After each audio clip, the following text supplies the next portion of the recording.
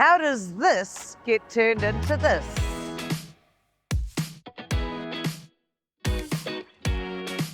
So as you know, I'm always a bit skeptical of these recycling schemes. So I'm heading over to Save Board in Hamilton to see what they are actually doing with all these cartons.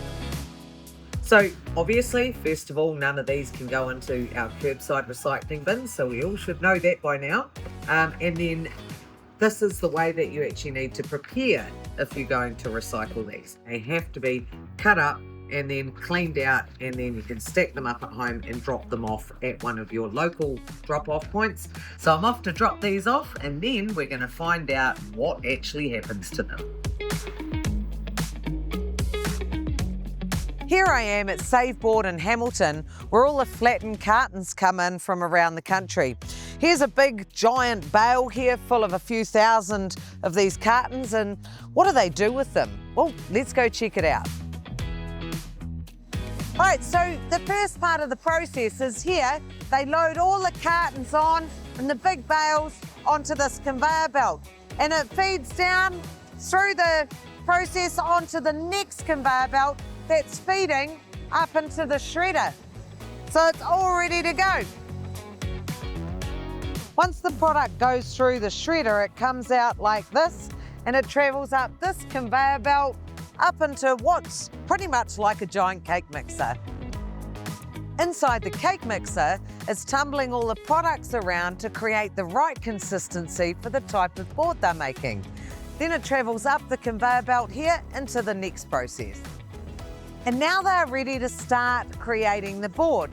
So this giant roll of recycled paper acts a little bit like baking paper, where it's running along the base of everything, and they're starting to add the ingredients on top of it.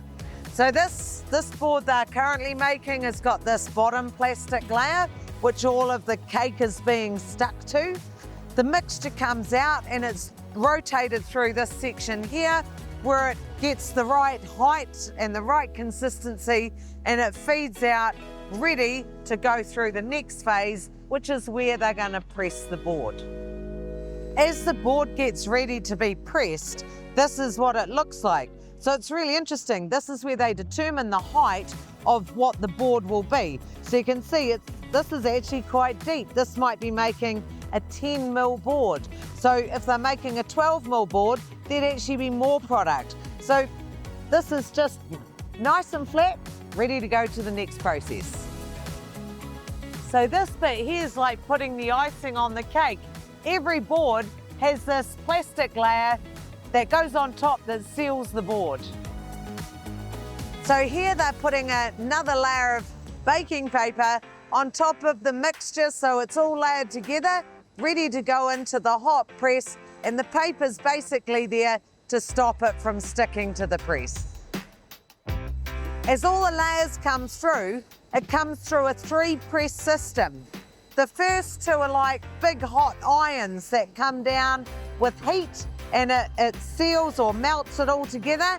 And then the 3rd press is a cold press that's there to set the height of the board. After the final cold press, the board feeds out along here. Now, it looks a little bit ugly here, but it's still got one more thing to happen here. Essentially, there's a big saw in here, and what it's doing is cutting in to the inside of the board about 10 centimetres to give the board the right consistency of depth and width as well. And the coolest part is these offcuts off the side, these can go back in and around again. As the board comes out, this is pretty much the final product. Now, what I've been really impressed about is every part of the board, whether it's the cut-off side, this plastic on top, it goes back in and around the system again, so there's literally no waste left behind. So Paul, obviously you don't just make one type of board, right? No, we make about 7 different products, and they're just all variations. Like this one here is quite a popular one we use around hoardings, like that's the New Zealand Parliament. Like this board here has actually been used as Scott Base redevelopment. There's Scott Base there. Wow. This one here's our joinery board. It's all around the eye sites in New Zealand. I see the furniture, like, it's very cool that you can make furniture out of it too. Yeah, no, it's cool. And, you know, everything from commercial to residential, it's a pretty cool product. So after the boards have been cut to their various lengths and sizes, they're sent off all over the country to different builders to use for different applications. Well, it's been a journey. I've really enjoyed touring Saveboard and seeing what they're doing with the food and beverage cartons. And I must say, you know, I was sceptical at the start, but, you know, it's actually a pretty cool solution. And now I'm sporting a new splashback made from these cartons, which is actually pretty cool.